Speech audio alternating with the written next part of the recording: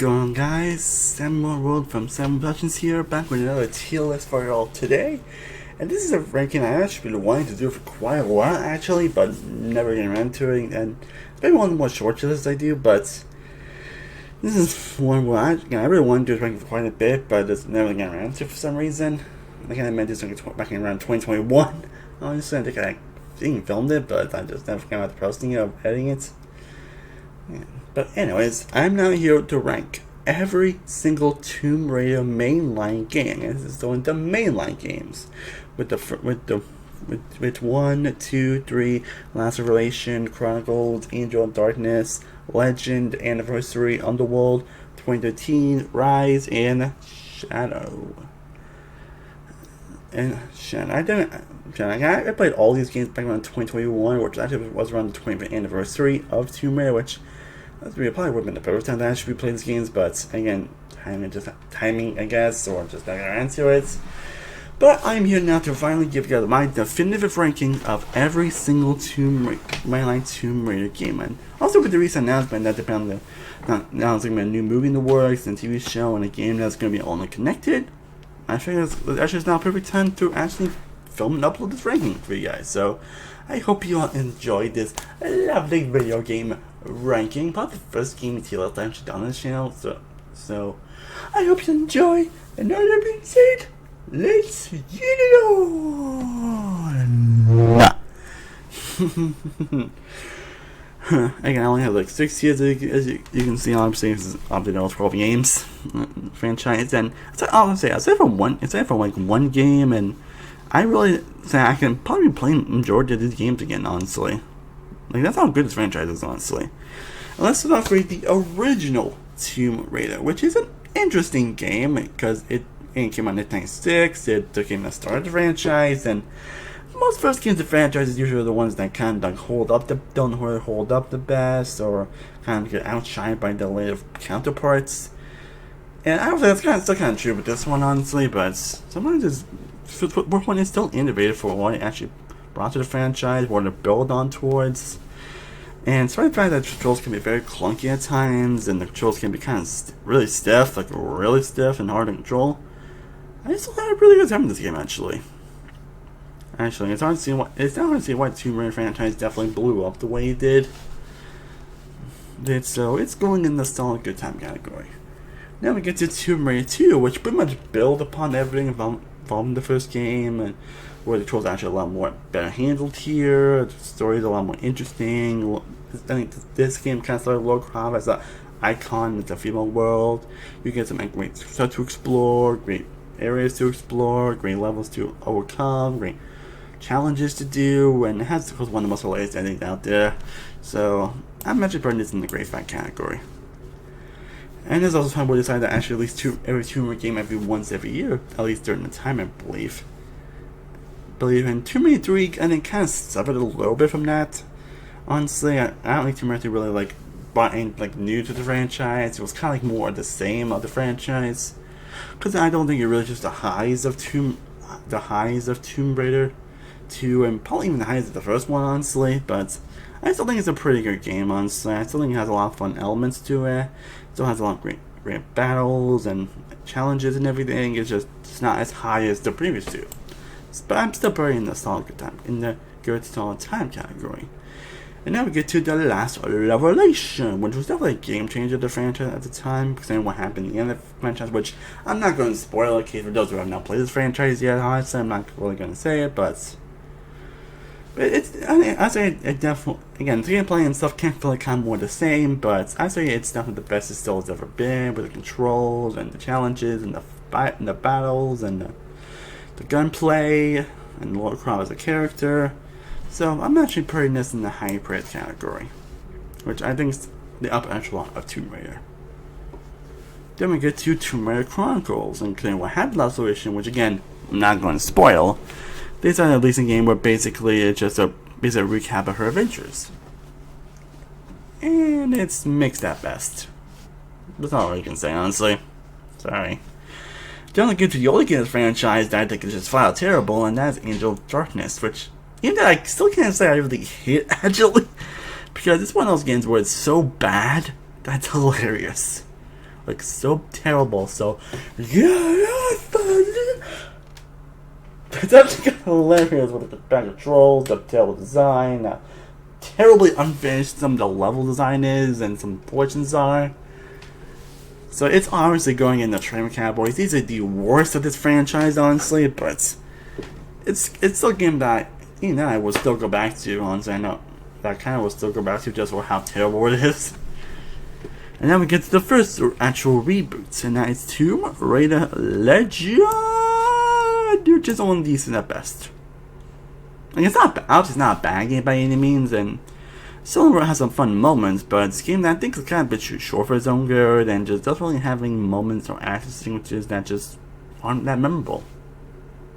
Sorry. Just say more. Then we get to Tomb Raider Anniversary, which is basically not only a continuation of Legend, which also did have a good story and actually trying to flesh out Lara Croft, which I do admire. It's also telling a remake of the first Tomb Raider game. I think it definitely delivers to. And I think it's definitely, in my opinion, the best of aside from one game of the reboot trilogy. It's definitely the best of these type of games.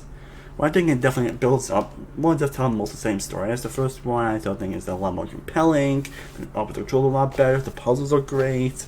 The action is great. The gunplay is great. The music and the graphics are great. And almost like 50 years later, I think it still really holds up very well. And I would still recommend playing this if you haven't. Then we get to Tomb Raider Underworld, which basically is a continuation of the last two games. Honestly, and while it does have some chicken controls here and there, and again, it can kind of feel like a little more the same. I think it's probably the most. I think Underworld is the most underappreciated game in the franchise.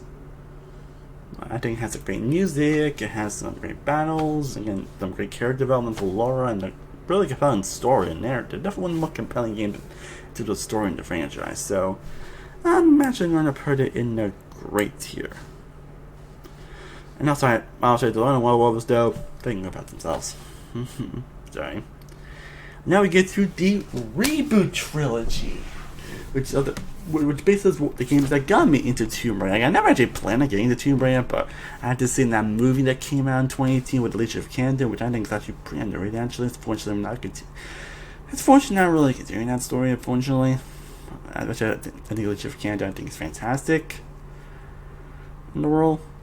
I decided one day with the money I got from my first job, why not just get the 2013 game? And that's what I did. I got the 2013 I got the 2013 Tomb Raider game. And decided to play through it for the first time, and eventually I got into Rise, and then Shadow came in the same year, and I even pre-ordered that, but that went all week, ended up being that game all in the freaking weekend. And I've played these games a few times since then, and I still even have the itch to play them every now and then. That's how good they are. Some better than others, obviously, but I think these three games are definitely great. Then, first of all, let's talk about 2013 Tomb Raider, which definitely redefined Lara Croft as a character, definitely redefined what she went through as a character, behind her story, and telling a more like realistic take on her as a character. And personally, 10 years later, I still think it works actually. Like, the story and some of the characters aren't the most the villains aren't the most interesting in the world, but just the gameplay I think is great. I think the graphics, like these graphics in these games are just phenomenal. Some of the best graphics I've seen in any game. Yeah, especially the amazing attention to detail. The tunes when they're out there are great and fun. On there, it's very fun to explore the island. I think they did a great job making that feel interesting to explore. The hunting is great. The boss routes when they're there are great.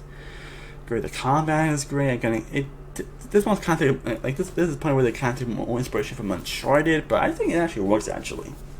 They don't do it in a way that kind of feels like it's ripping off Uncharted. So I did it when I want to put in the great fight tier or the high, because again, I don't think that certain characters in the villain aren't the most interesting in the world. It's actually the villain. But I think there's enough fun replayability so well. It's going in the high-res category. I freaking love this game. And I definitely always don't mind coming back to it. Then we get to a sequel, Rise of the Tomb Raider, which is also growing in the hype category. And personally, it is my personal favorite Tomb Raider game. I think it takes everything that made the first one so great and just builds upon every aspect of the game. The tombs are a lot more interesting, the characters you meet are a lot more interesting and compelling. The villain's actually really compelling and interesting this time. The voice acting is great, and the actress that play Lara Croft here, chef's kiss. And again, the graphics. This game also probably has the best story in the franchise. It's the most emotion I felt in the franchise. It's the best exploration in the franchise. Just so much fun, so much great things to do. This franchise, again, a game I don't really might ever come back to, and also has great DLC stuff as well. My opinion, Rise of the Tomb Raider is the cream of the crop of the franchise. And now we get to Shadow of the Tomb Raider. The most recent Tomb Raider came out in 2018. And time is flying by. Seriously. And I've always enjoyed it. And I've always definitely had a great time with Shadow of the Tomb Raider. I do enjoy coming back to this game, honestly. I definitely might actually come back to this game very often.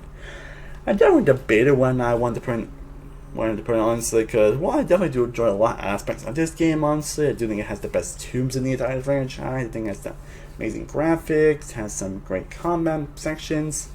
Again, not too many, but I kind of feel like kind of more the same. But I think there's a lot of fun to be had this year. Again, I think the problem I have with this game is basically some aspects involved in the story here. On the story here, or basic cause a lot of this destruction and everything. They kind of glossed it over in some areas, which kind of makes it a bit unlikable here sometimes. And I never really bought that, honestly. And also, again, the villain's not that great. So I debated where I wanted to rank Tomb Raider, but I think there's enough greatness here, so I'm actually going to put it in the great fight category. It's definitely my least favorite of the franchise, but I definitely don't mind coming back to this, honestly. And this will be my recent playthrough, I might love it more. Again, now I've got a chance to actually play some of these games, but I'm not sure if I will still be on this one anyway.